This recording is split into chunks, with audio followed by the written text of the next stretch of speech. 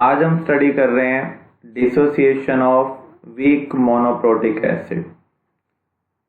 हमने अज्यूम किया H एक वीक मोनोप्रोटिक एसिड है और ये पार्शली डिसोसिएट हो रहा है और हमें क्या प्रोवाइड कर रहा है H+ and A negative ion. जो वीक इलेक्ट्रोलाइट है वो इक्विलिब्रियम को अचीव करते हैं और इक्विलिब्रियम प्रोसेस के साथ एक कांस्टेंट एसोसिएटेड होता है जिसे हम बोलते हैं इक्विलिब्रियम कांस्टेंट। एसिड के लिए हम उसे क्या कहेंगे, डिसोसिएशन कांस्टेंट फॉर एसिड और एसिडिटी कांस्टेंट।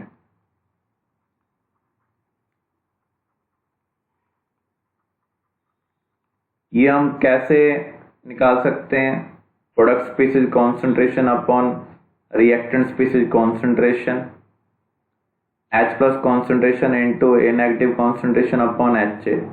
जो भी रेस्पेक्टिव कोएफिशिएंट है वो हम पावर में ले लेंगे। आप देख सकते हैं कि H+ के डायरेक्टली प्रोपोर्शनल है और H+ किसको रिप्रेजेंट कर रहा है, एसिडिक नेचर को। जितना ज्यादा H+ कॉन्सेंट्रेशन होगा उतना ज्यादा एसिडिक नेचर होगा।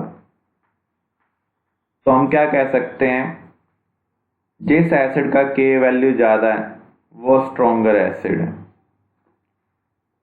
K की वैल्यू हम कैसे कैलकुलेट कर सकते हैं, हमने इसकी कॉन्सेंट्रेशन ली C, इनिशियली ये डिसोसिएट नहीं हुआ तो H+ और A नेगेटिव की कॉन्सेंट्रेशन क्या होगी, 0।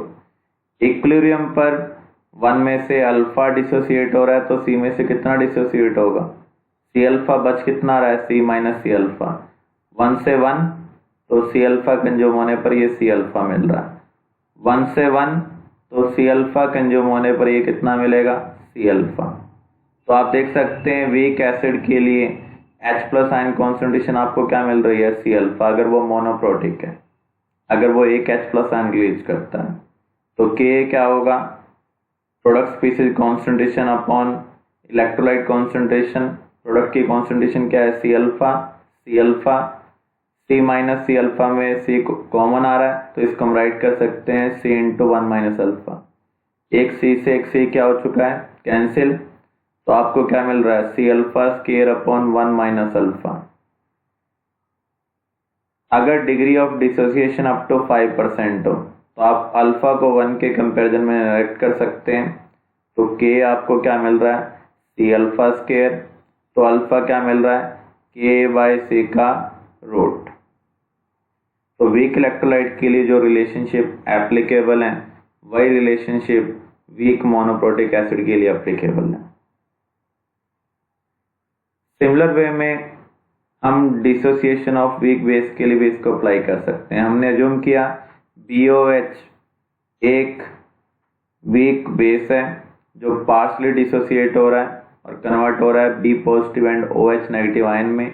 इनिशियल कॉन्सेंट्रेशन हमने बेस की एक्वा सॉल्यूशन में से ली, इनिशियली ये डिसोसिएट हुआ नहीं तो B+ और OH नेगेटिव की कॉन्सेंट्रेशन क्या होगी, 0।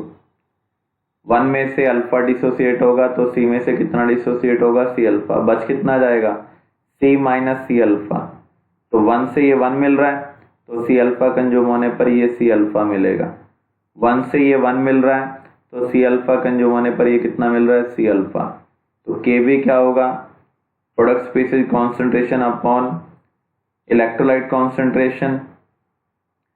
तो यहाँ पर आप देख सकते हैं जो Kb है वो क्या है, डिसोसिएशन कांस्टेंट फॉर बेस। इसको हम बेसिसिटी कांस्टेंट भी बोल सकते हैं। आप देख सकते हैं Kb की वैल्यू OH नेगेटिव कॉन्सेंट्रेशन के डायरेक्टली प्रोपोर्शनल है।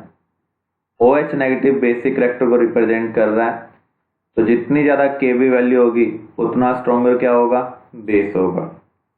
इक्विलिब्रियम पर प्रोडक्ट की कॉन्सेंट्रेशन क्या है, C अल्फा।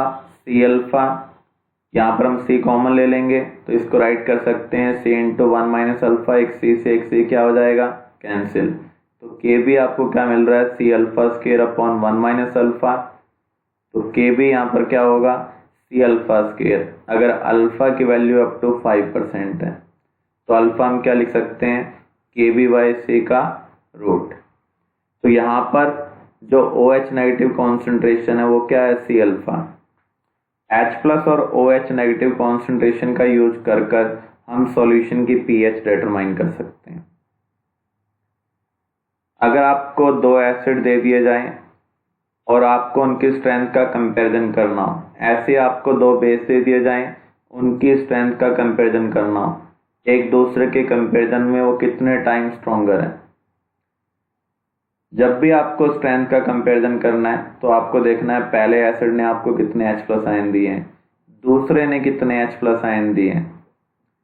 पहले एसिड से जो H+ आयन मिलेंगे वो क्या होंगे, C♭1, दूसरे एसिड से जो मिलेंगे वो C♭2। जब भी हम स्ट्रेंथ का कंपैरिजन करते हैं तो कॉन्सेंट्रेशन हम सेम लेंगे। अल्फा क्या होगा, K1/C का रूट, अल्फा 2 क्या होगा, K2/C का रूट।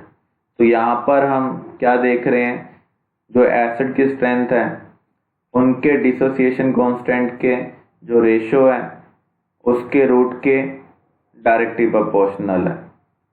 ऐसे ही बेस के लिए आप देख सकते हैं, अगर हमें बेस की स्ट्रेंथ का कंपैरिजन करना हो तो OH नेगेटिव आयन हमें फर्स्ट सॉल्यूशन में कितने मिले, सेकंड में कितने मिले, उनका हम रेशियो लेंगे। ये कितने मिल रहे हैं, C♭1, ये कितने मिलेंगे, C♭2। कॉन्सेंट्रेशन सेम है तो ये कैंसिल हो जाएगा C से C।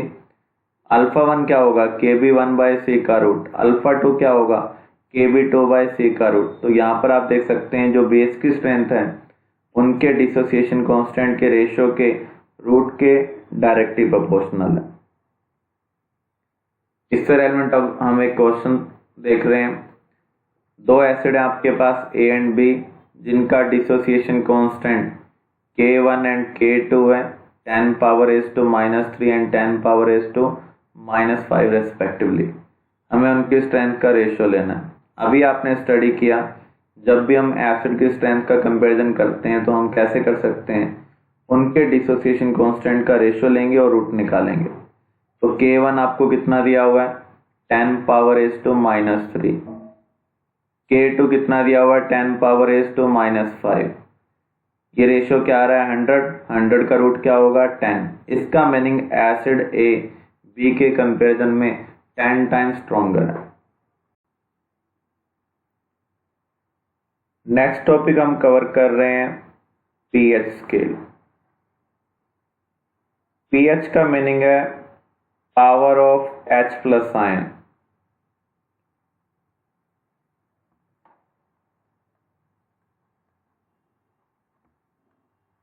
जो स्केल हमें पावर ऑफ H+ आयन के बारे में बताती है उसे हम बोलते हैं pH scale.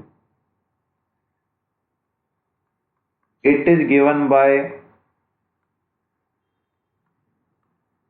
Negative log of H+ ion concentration. किसी भी सॉल्यूशन में जो H+ आयन कॉन्सेंट्रेशन है उसका अगर हम नेगेटिव लॉग लें तो आपको पीएच मिलेगा। लेकिन जो पीएच स्केल है वो किसके ऊपर डिपेंड करती है, अपॉन KW। KW की वैल्यू 10⁻⁻⁻14 25 डिग्री सेल्सियस पर है। तो जो पीएच स्केल है उसकी जो रेंज है वो 0 to 14 है एट 25 डिग्री सेल्सियस। जो इस रेंज का मिड है, या आप ये कह सकते हैं KW में जो आपको पावर दिख रही है उसका जो मिड है वो न्यूट्रल से बिलोंग करता है, और जो इससे कम वैल्यू है वो एसिड से बिलोंग करता है। आपने पढ़ा हुआ है 0 to 7 पीएच एसिड से बिलोंग करती है और 7 to 14 बेस से बिलोंग करती है। अगर हम टेम्परेचर चेंज करते हैं तो KW की वैल्यू चेंज होती है। आपने आयनिक प्रोडक्ट ऑफ वाटर के बारे में पढ़ा है। जो वाटर का डिसोसिएशन है वो टेम्परेचर चेंज होने के साथ चेंज होता जाता है, इसलिए KW की वैल्यू भी विद चेंज इन टेम्परेचर क्या होगी, चेंज होगी। तो नॉर्मली जो हम पीएच कैलकुलेशन करते हैं वो 25 डिग्री सेल्सियस पर करते हैं। तो वहां पर pH 7 न्यूट्रल से बिलोंग कर रही है, up to 7 acid greater than 7 basic. तो ये हमें वैल्यू मिली कैसे, पहले हम इसको अंडरस्टैंड करते हैं। न्यूट्रल के लिए H प्लस और OH नेगेटिव आयन कॉन्सेंट्रेशन क्या होती है, इक्वल होती है।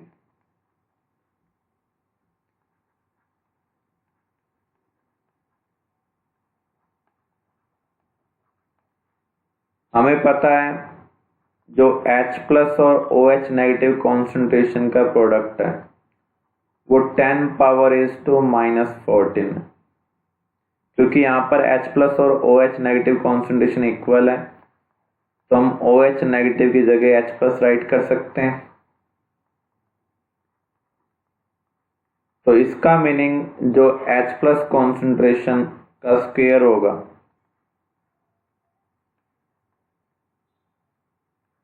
वो 10⁻⁻14 है। तो जो H प्लस कॉन्सेंट्रेशन होगी इसका रूट होगी, इसका रूट क्या होगा 10⁻⁻7। अब आपको pH निकालना है तो negative log of H plus concentration log A power x क्या होता है, x log A। तो ये -7 नीचे आएगा, माइनस माइनस क्या हो जाएगा प्लस 7 log 10। log 10 की वैल्यू क्या होती है 1, इसलिए यहाँ पर आप देख सकते हैं pH क्या मिल रही है 7। ये 7 आपको तभी मिल रहा है जब Kw की वैल्यू क्या है 10⁻⁻14 और ये कब होता है एट 25 डिग्री सेल्सियस पर। अगर हम एसिडिक सॉल्यूशन को कंसिडर करें, एसिडिक सॉल्यूशन में H प्लस जो होगा वो OH नेगेटिव से ज्यादा होगा। नॉर्मल कंडीशन में H plus concentration equal to 10⁻⁻7 था, तो अब 10⁻⁻7 से ज्यादा होना चाहिए। अब H प्लस हो सकता है 10⁻⁻6 हो, -5 हो। नेगेटिव में जो नंबर स्मॉलर दिखता है एक्चुअल में बिगर होता है। -4, -3, -2, -1, 0। फ्रैक्शनल वैल्यू भी आ सकते हैं लेकिन हम सिंप्लिसिटी के लिए होल नंबर ले रहे हैं। तो यहाँ पर इसका नेगेटिव लॉग लेंगे तो pH आपको क्या मिल रही है 6, यहाँ पर 5, यहाँ 4, यहाँ 3, यहाँ 2, यहाँ 1, यहाँ पर 0। तो आप देख रहे हैं 0 से अप टू 7 तक हमें क्या मिल रहा है एसिडिक मिल रहा है। यहाँ पर H plus ion concentration OH negative से ज्यादा है। ऐसे अगर आप बेसिक के लिए देखें तो H plus concentration OH negative से कम होनी चाहिए। जब इक्वल थे तो ये 10⁻⁻7 था, तो अब ये 10⁻⁻7 से कम होना चाहिए।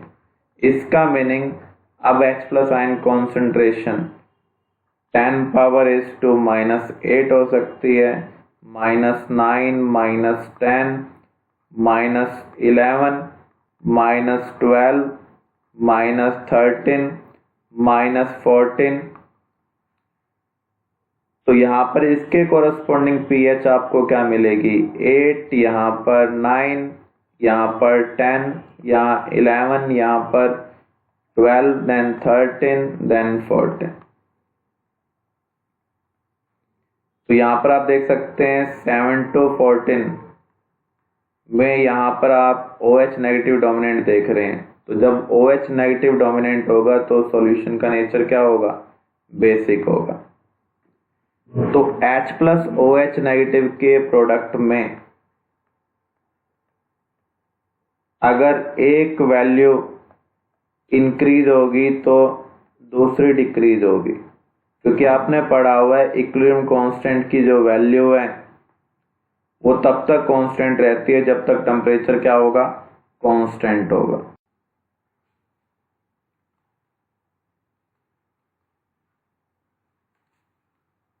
Determine the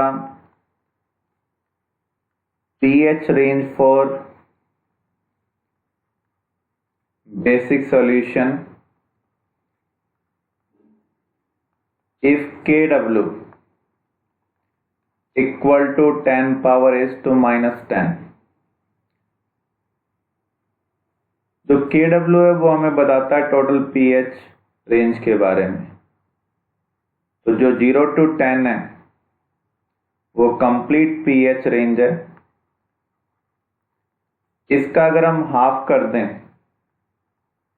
तो वो न्यूट्रल से बिलोंग करेगा, हाफ से ज्यादा बेसिक से बिलोंग करेगा। तो बेसिक के लिए pH रेंज यहां पर क्या होगी 5 to 10 और एसिडिक के लिए क्या होगी 0 to 5। Another question, what is the pH and nature of boiling water?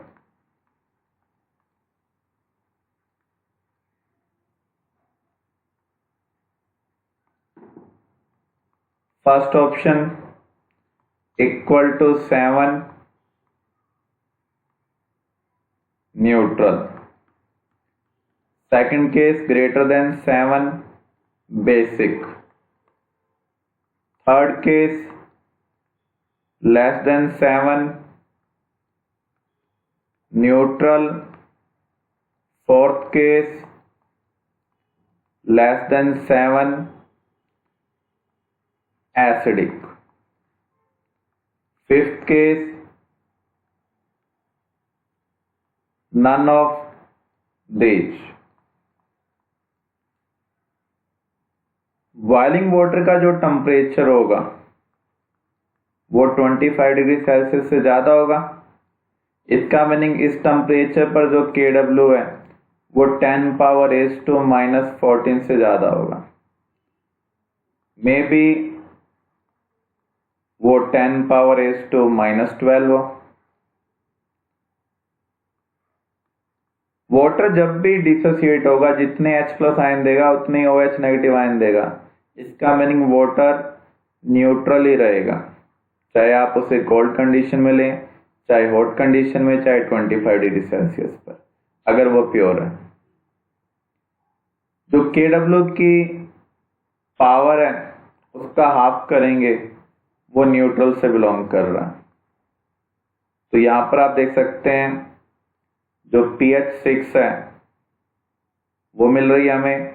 इसका मीनिंग जो करंट pH है वो लेस देन 7 है।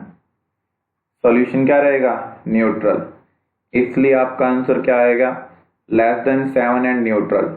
ऐसा ही क्वेश्चन अगर आपके पास कोल्ड वाटर के लिए आ जाता, कोल्ड वाटर के लिए जो टेम्परेचर है वो 25 डिग्री सेल्सियस से क्या है कम, तो Kw भी 10 पावर is to minus 14 से क्या होगा कम होगा। हो सकता है ये 10 पावर is to minus 16 हो। इसका मीनिंग ऐसे केस में जो pH आएगी वो क्या आएगी ग्रेटर देन 7 आएगी। तो वाटर के जितने भी मॉलिक्यूल डिसोसिएट होंगे equal number of H plus और OH नेगेटिव आयन देंगे। इसका मीनिंग वाटर अभी भी क्या रहेगा न्यूट्रल। तो कोल्ड वाटर के लिए जो pH होती है वो ग्रेटर देन 7 होती है और वाटर न्यूट्रल होता है। लेकिन जो हॉट वाटर होगा वो न्यूट्रल ही होगा, लेकिन उसकी जो pH होगी वो लेस देन 7 होगी।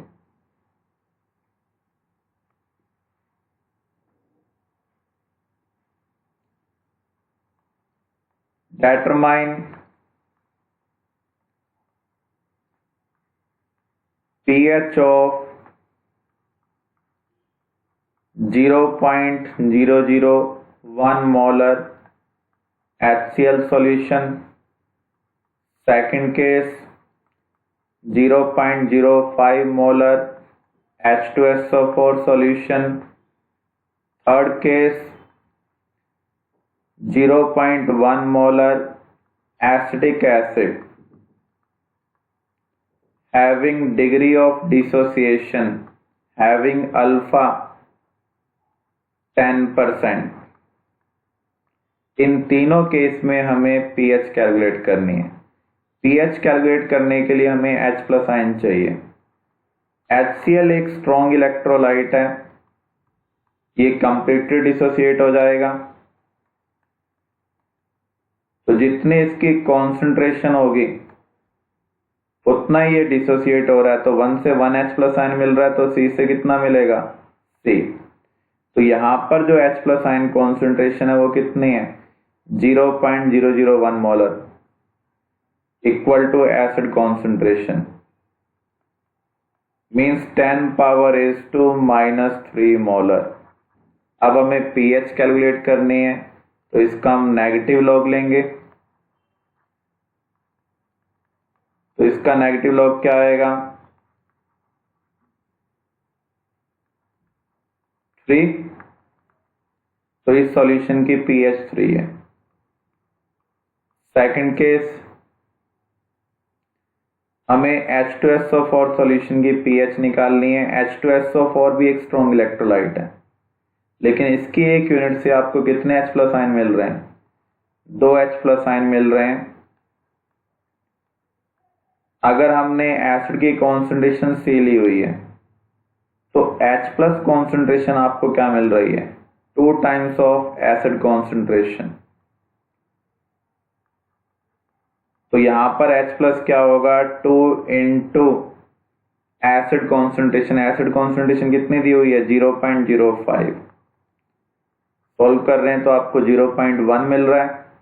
तो यहां पर अगर आप pH निकालेंगे, नेगेटिव लॉग ऑफ दिस, इसको आप 10⁻⁻1 राइट कर सकते हैं। तो यहां पर pH आपको क्या मिल रही है? 1। अब थर्ड केस में अगर हम देखें, आपको एसिटिक एसिड दिया हुआ है, दैट इज वीक इलेक्ट्रोलाइट, तो ये पार्शली डिसोसिएट होगा।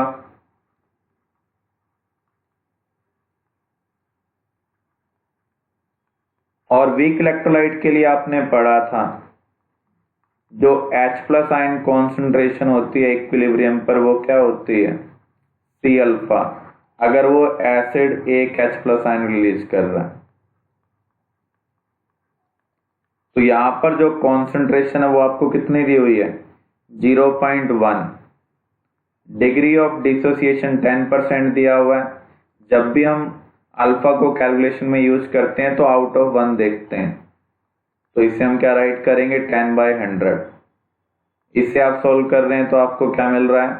10⁻⁻²। तो यहां पर pH क्या होगी? Negative log of 10⁻⁻²। तो pH आपको यहां पर 2 मिल रही है। Another problem, determine pH of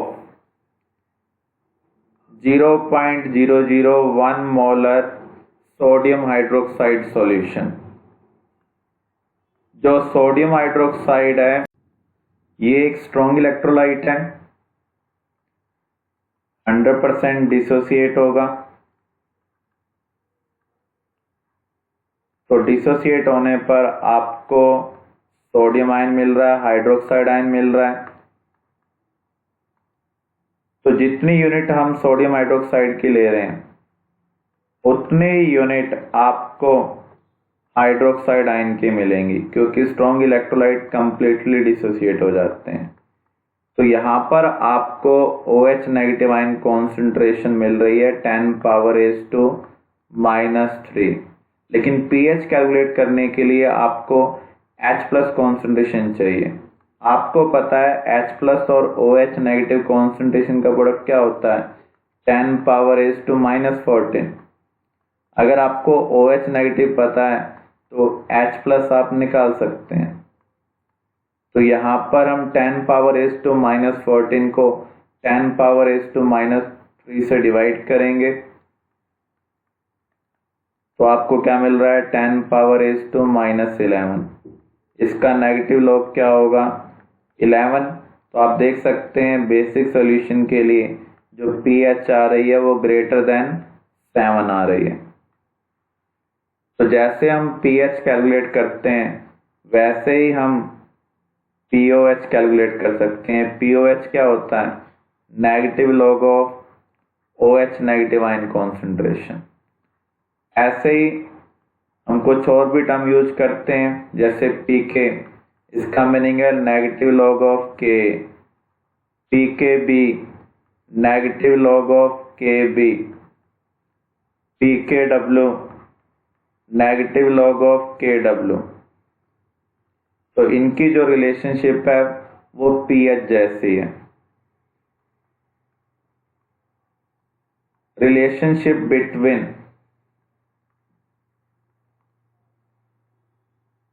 pH and pOH। अगर आपको pH पता है तो pOH कैसे निकाल सकते हैं, pOH पता है तो pH कैसे निकाल सकते हैं। हमें पता है H प्लस और OH नेगेटिव कॉन्सेंट्रेशन का जो प्रोडक्ट है वो KW के इक्वल है। अगर हम बोथ साइड लॉग ले लें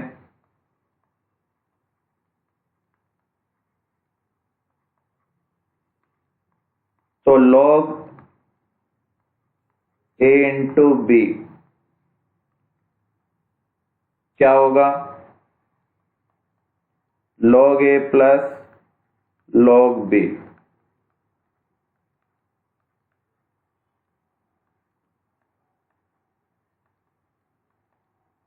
अब हम बोथ साइड नेगेटिव ले लेते हैं तो negative log of H plus negative log of OH negative equal to negative log of KW।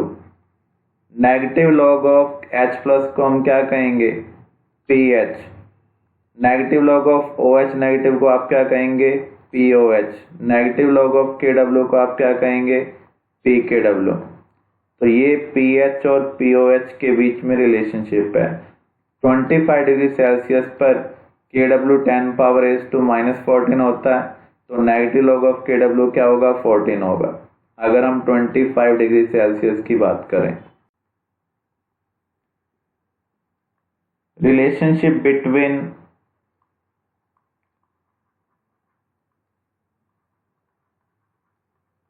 K and Kb of its conjugate base।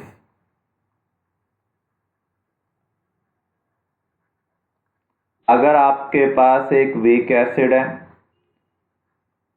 और Kb उसके कॉन्जुगेट बेस का गिवन है तो उसमें क्या रिलेशनशिप है। हम अज्यूम कर रहे हैं वीक एसिड क्या है, HA। अगर आप इसे एक्वस कंडीशन में लेंगे तो ये डिसोसिएट होगा और क्या बनाएगा, कॉन्जुगेट बेस। अगर HA एसिड है तो A नेगेटिव क्या है, कॉन्जुगेट बेस। तो यहां पर डिसोसिएशन कांस्टेंट क्या होगा एसिड के लिए, H plus into A negative upon HA। अगर आप इसके कॉन्जुगेट बेस को देखें, इसका कॉन्जुगेट बेस क्या करेगा, वाटर से H प्लस आयन लेने की कोशिश करेगा, क्योंकि बेस की प्रॉपर्टी क्या होती है, H प्लस आयन लेना।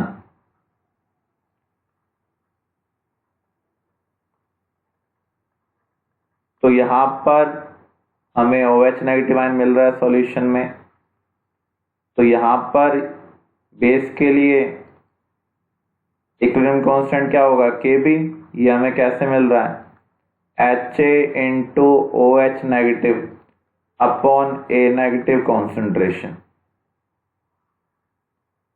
अगर हम K और Kb को मल्टीप्लाई कर दें तो आप क्या देख रहे हैं, मल्टीप्लाई करने पर कुछ टर्म कैंसिल हो रही हैं।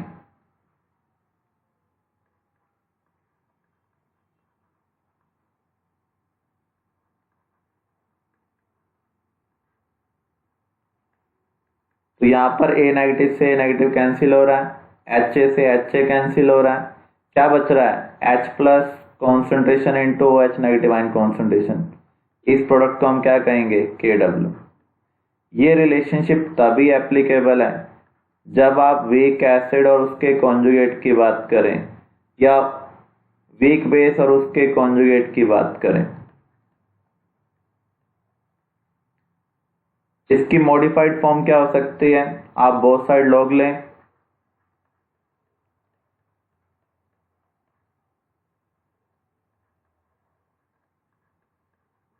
log a इंटू बी क्या होगा? log a plus log b। Both side आप नेगेटिव ले लें, आपको क्या मिल रहा है? नेगेटिव लॉग ऑफ के, नेगेटिव लॉग ऑफ के बी, नेगेटिव लॉग ऑफ के डब्ल्यू। तो इसे हम क्या राइट कर सकते हैं? पी के, इसे हम पी के बी और इसे हम क्या राइट करेंगे? पी के डब्ल्यू। तो यहाँ पर पी के और पी के बी का सम किसके इक्वल आ रहा है? पी के डब्ल्यू के इक्वल आ रहा है, मीन्स 14 के इक्वल आ रहा है अगर टेम्परेचर क्या हो? 25 डिग्री सेल्सियस। तो जब भी आपको वीक एसिड और उसके कॉन्जुगेट या फिर वीक बेस और उसके कॉन्जुगेट के बारे में कहा गया हो तो आप रिलेशनशिप यूज कर सकते हैं के इंटू के बी इक्वल टू के डब्ल्यू। हो सकता है आपको कॉन्जुगेट बेस के लिए के बी दिया हो और आपको के चाहिए हो, तो आप इस रिलेशनशिप का यूज कर के को डिटरमाइन कर सकते हैं। For a substance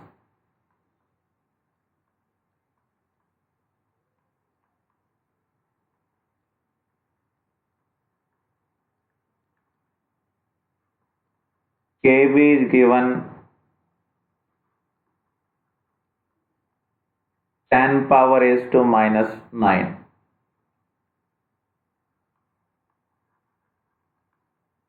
Determine K for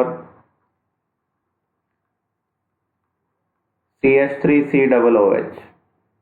आप ध्यान से देखें, ये वीक एसिड है और ये इसका क्या है? Conjugate base. तो कॉन्जुगेट बेस के लिए के भी दिया हुआ है, हमें एसिड के लिए के निकालना है। तो अभी आपने पढ़ा के इंटू के बी का जो प्रोडक्ट है वो किसके इक्वल होता है? के डब्ल्यू, और के डब्ल्यू की वैल्यू क्या होती है? 10 पावर रेज़्ड टू माइनस 14। अगर टेम्परेचर के बारे में कोई इंफॉर्मेशन नहीं है तो आप 25 डिग्री सेल्सियस ही अज्यूम करेंगे। तो के क्या होगा? 10 power raised to minus 14 by K B, means 10 power raised to minus 14 by 10 power raised to minus 9। आपको क्या मिल रहा है? 10 पावर रेज़्ड टू माइनस 5। अब हम स्टडी करने जा रहे हैं कैलकुलेशन ऑफ पीएच।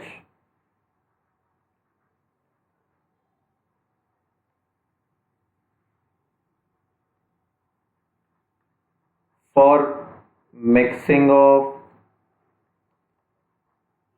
एसिड्स, अगर आप दो एसिड्स को मिक्स कर दें तो पीएच आप कैसे कैलकुलेट कर सकते हैं? हमारे पास एक एसिड है ए जिसकी नॉर्मेलिटी N1 है, वॉल्यूम हम ले रहे हैं V1।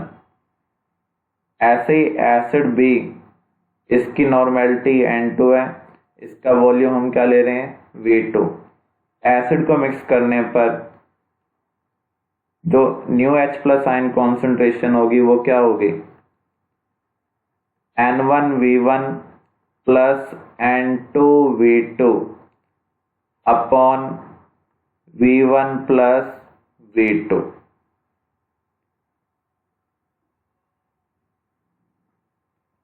ऐसे ही अगर हम मिक्सिंग ऑफ बेस को कंसिडर करें,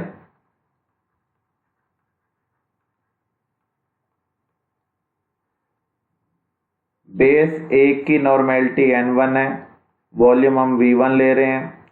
ऐसे बेस बी की नॉर्मेलिटी N2 है, वॉल्यूम हम V2 ले रहे हैं। बेस हमें क्या प्रोवाइड करते हैं? OH negative. तो यहाँ पर new OH negative ion concentration क्या होगी? N1V1 plus N2V2 upon V1 plus V2। तो यहाँ से हम OH नेगेटिव का यूज कर POH कैलकुलेट कर लेंगे। जब आप POH कैलकुलेट कर लेंगे तो फिर आप pH कैलकुलेट कर सकते हैं यूजिंग दिस रिलेशनशिप। ऐसे जब आप डाइल्यूशन करते हैं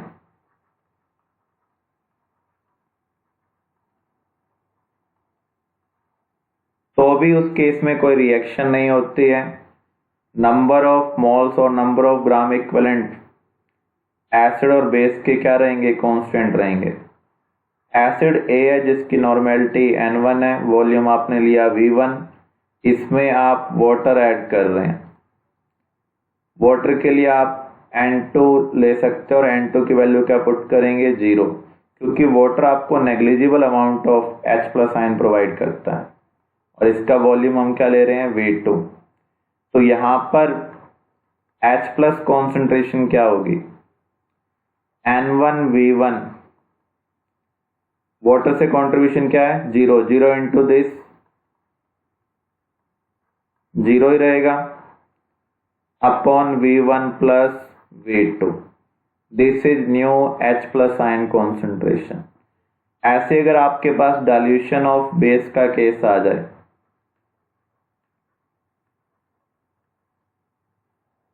तो बेस हमें OH नेगेटिव आयन प्रोवाइड करता है।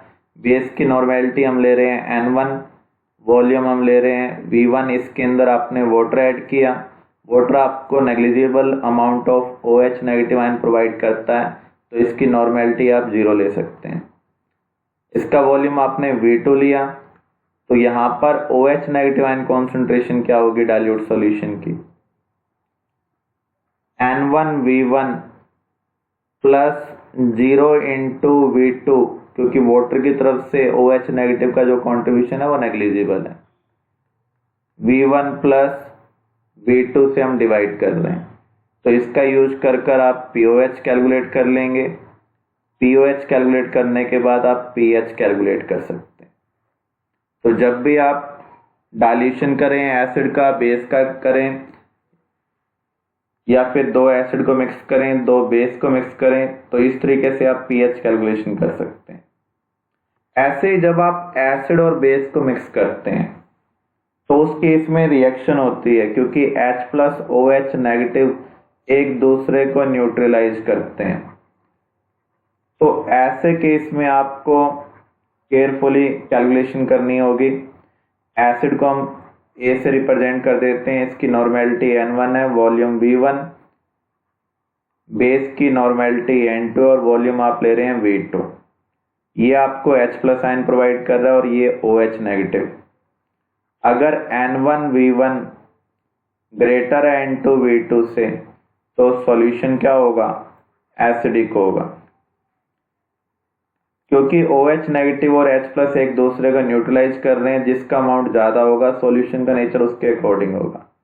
तो जो H+ कॉन्सेंट्रेशन है मिक्स करने के बाद वो क्या होगी, N1V1 माइनस N2V2, क्योंकि यहाँ पर जो बेस है वो कंप्लीटली न्यूट्रलाइज हो गया, सिर्फ एसिड बच गया।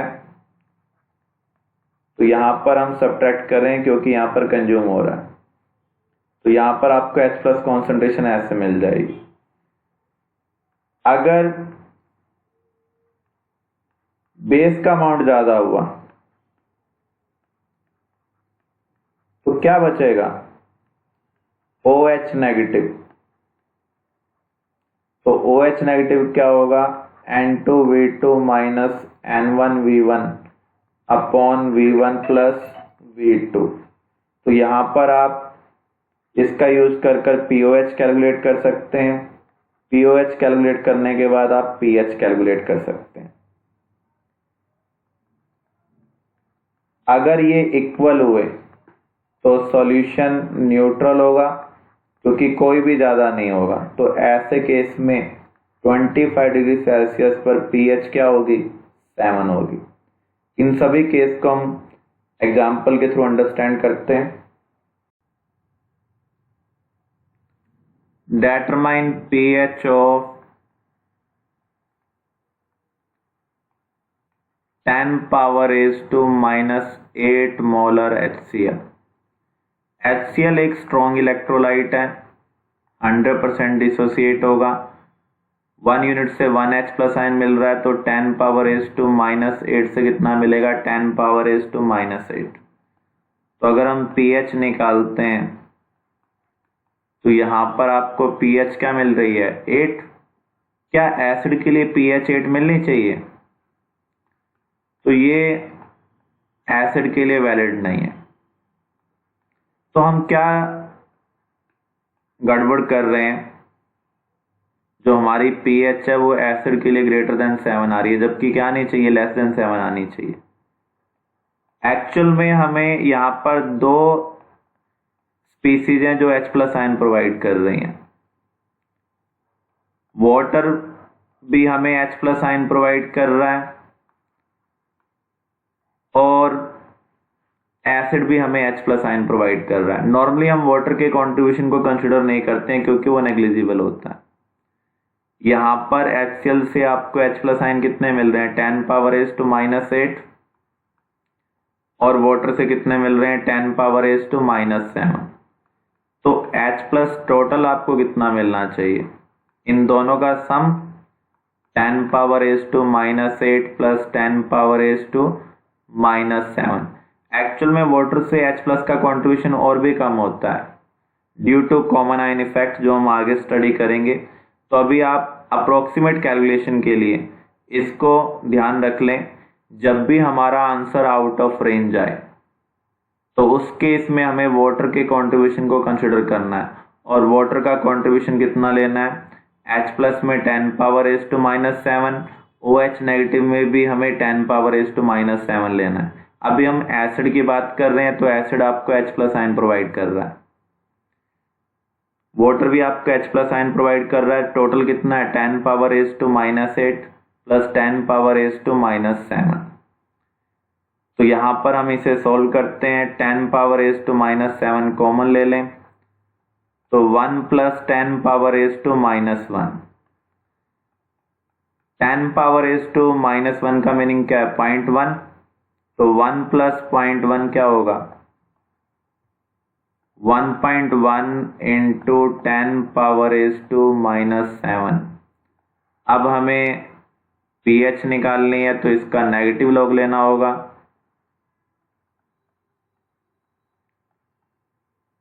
तो इसका जो नेगेटिव लॉग है वो आपको क्या मिल रहा है, 7 माइनस लॉग 1.1। तो 7 में से कुछ सब्ट्रैक्ट हो रहा है, तो आप क्या कह सकते हैं, ये जो आंसर आपको मिलेगा वो लेस देन 7 मिलेगा, बट नियर बाय 7 मिलेगा।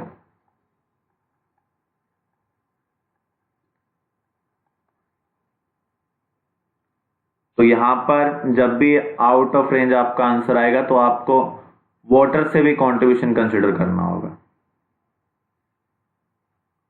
डेटरमाइन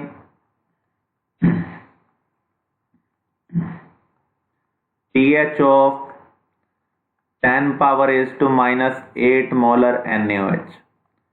NaOH एक स्ट्रॉन्ग बेस है, 1 यूनिट से 1 OH नेगेटिव मिल रहा है, तो यहां से कितना मिलेगा, 10 पावर एज टू माइनस 8। तो H प्लस क्या होगा, KW by OH negative concentration means 10 power raise to minus 14 by 10 power raise to minus 8 equal to 10 power raise to minus 6। इसका नेगेटिव लॉग आपको क्या मिल रहा है, 6। तो क्या बेस के लिए pH 6 पॉसिबल है, तो ये वैलिड वैल्यू नहीं है। तो इसका मीनिंग यहां पर भी हमें वाटर का कंट्रीब्यूशन कंसिडर करना होगा। दूसरे मेथड से भी हम pH निकाल सकते थे, पहले आप POH निकाल लें। POH कितना होगा, 8, तो pH क्या होगा, 14 minus POH।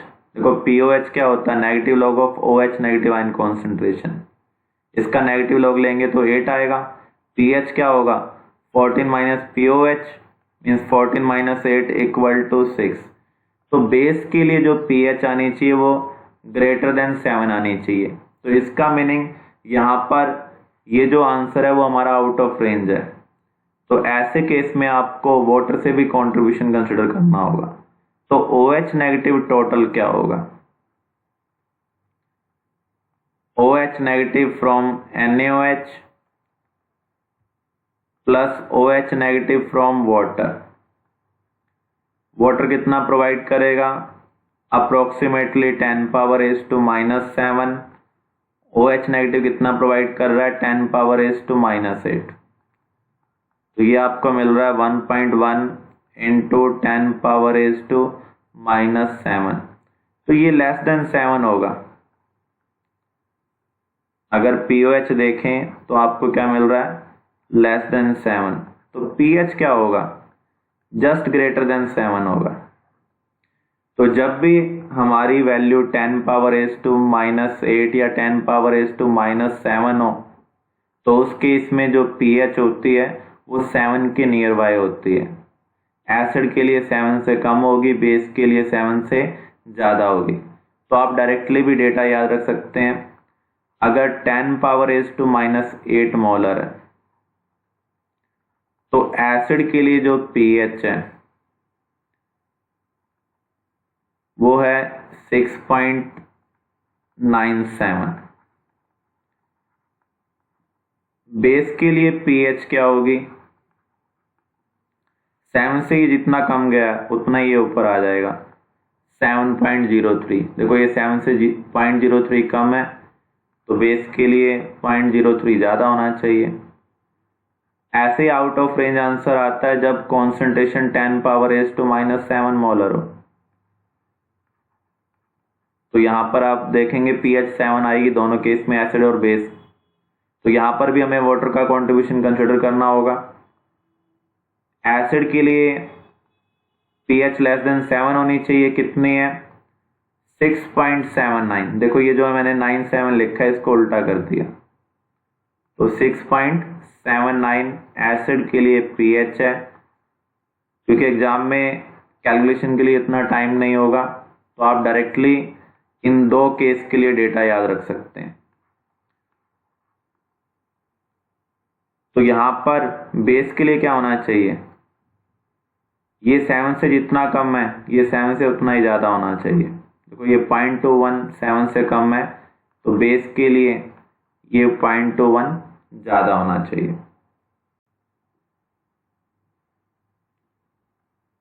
Determine the pH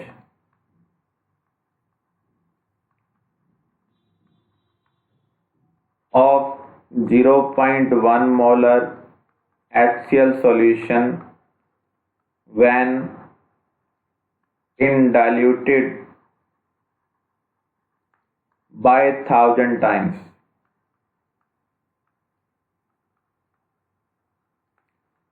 आपको ध्यान रखना है जो कॉन्सेंट्रेशन है वो एक्सटेंट ऑफ डाइल्यूशन के इनवर्सली प्रोपोर्शनल होती है। अगर आप डाइल्यूशन 1000 टाइम्स कर देंगे तो कॉन्सेंट्रेशन क्या हो जाएगी? 1/1000। पहले कॉन्सेंट्रेशन क्या थी? 0.1। तो न्यू कॉन्सेंट्रेशन क्या होगी? 0.1/1000 मीन्स 10⁻⁻⁴। अब आपके पास 10⁻⁻⁴ मोलर HCl है। जब आप वॉल्यूम 1000 टाइम्स कर देंगे तो उस केस में कॉन्सेंट्रेशन 1/1000 हो जाएगी। इनिशियल 0.1 थे, तो अब 0.1/1000 हो जानी चाहिए। तो ये आपको कितने H प्लस आयन प्रोवाइड कर रहा है? 10⁻⁻⁴। तो इस केस में pH क्या होगी? 4 होगी। या फिर ये क्वेश्चन इस तरीके से पूछा जा सकता है, determine the pH of dilute solution when 1 milliliter of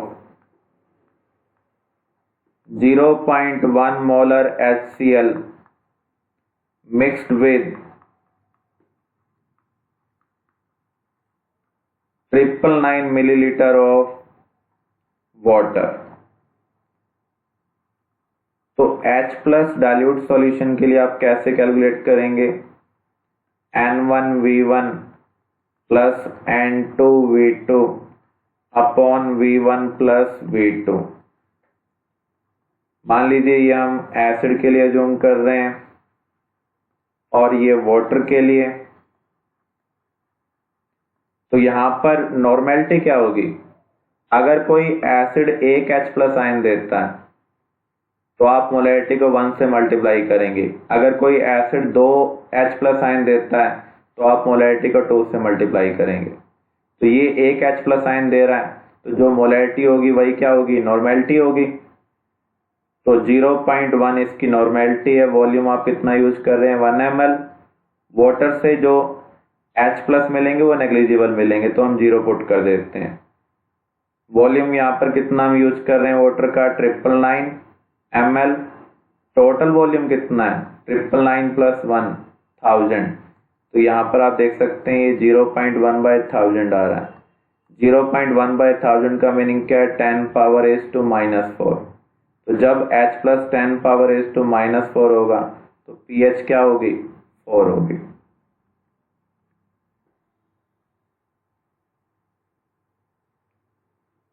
Another question, determine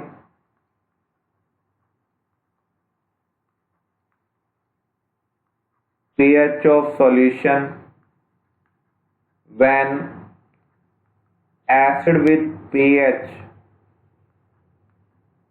3 and pH 5 mixed in equal volume।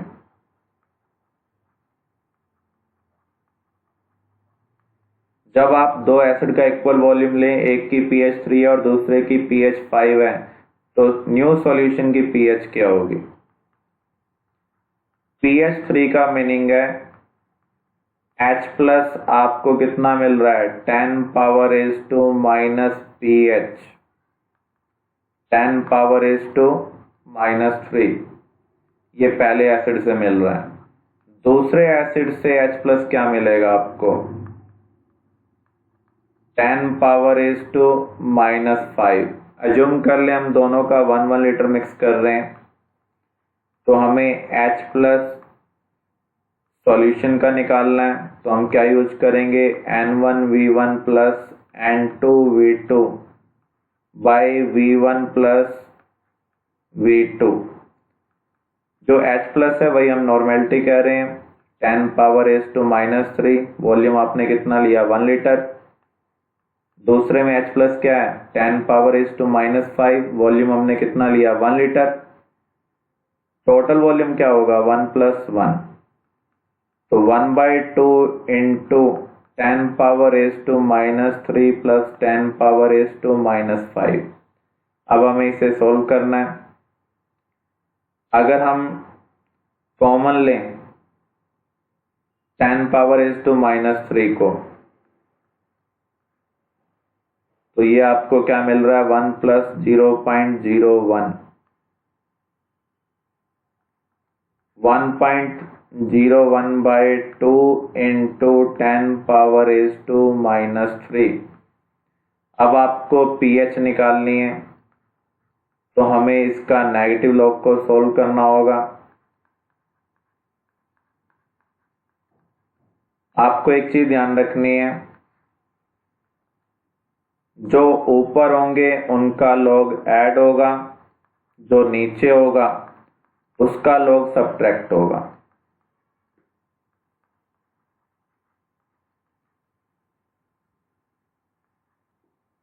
तो यहां पर log 1 आप 0 ही पुट कर दें।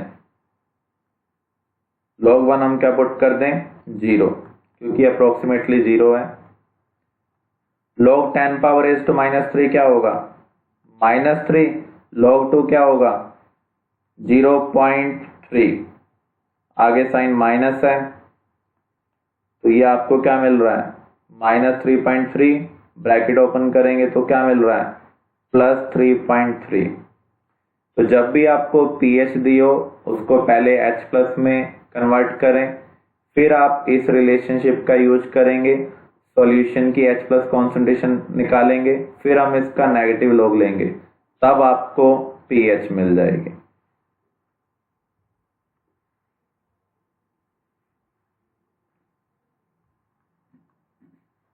determine pH of solution when 50 milliliter of 0.1 molar NaOH mixed with 50 milliliter of 0.1 molar H2SO4.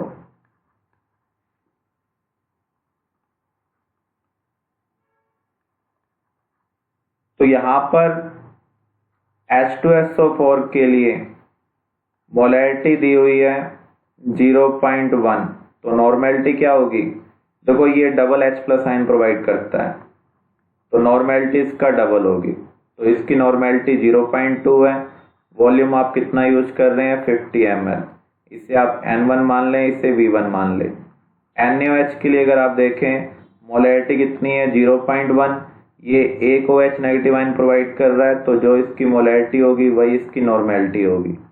Volume हम इसका कितना use कर रहे हैं? 50 मिलीलीटर। क्योंकि यहाँ पर आप एसिड और बेस को मिक्स कर रहे हैं, तो ये एक दूसरे को कंज्यूम करते हैं, तो यहाँ पर आप सबसे पहले N1V1 कैलकुलेट करें। तो N1V1 कितना आ रहा है? 0.2 इंटू 50 इक्वल टू 10। इसे हम लिखेंगे 10 मिलीग्राम इक्विवेलेंट, क्योंकि जब आप नॉर्मेलिटी को वॉल्यूम इन मिलीलीटर से मल्टीप्लाई करते हैं तो आपको मिलीग्राम इक्विवेलेंट मिलते हैं। N2V2 आपको कितना मिल रहा है? 50 इंटू 0.5, 5 मिलीग्राम इक्विवेलेंट। आप देख सकते हैं यहाँ पर N1V1 N2V2 से ज्यादा है। N1V1 एसिड को रिप्रेजेंट कर रहा है, N2V2 बेस को रिप्रेजेंट कर रहा है। क्योंकि एसिड का अमाउंट ज्यादा है तो सॉल्यूशन क्या होना चाहिए? एसिडिक होना चाहिए। तो H प्लस कॉन्सेंट्रेशन क्या होगी सॉल्यूशन की? N1V1 minus N2V2 bye V1 plus V2। N1V1 कितना है? 10। N2V2 कितना है? 5। वॉल्यूम कितना हो जाएगा? 50 प्लस 50 100। तो 5/100 का मीनिंग क्या है? 5 इंटू 10 पावर -2। अब आपको pH निकालनी है, तो इसका नेगेटिव लॉग लेना होगा। 5 इंटू 10 पावर -2, तो ये आपको क्या मिलेगा? 2 माइनस log 5। लॉग के रूल यूज करें। log 5 की वैल्यू क्या होती है? 0.69। तो ये आपको क्या मिल रहा है? 1.31। इस तरीके से आप pH रेलेवेंट न्यूमेरिकल सोल्व कर सकते हैं।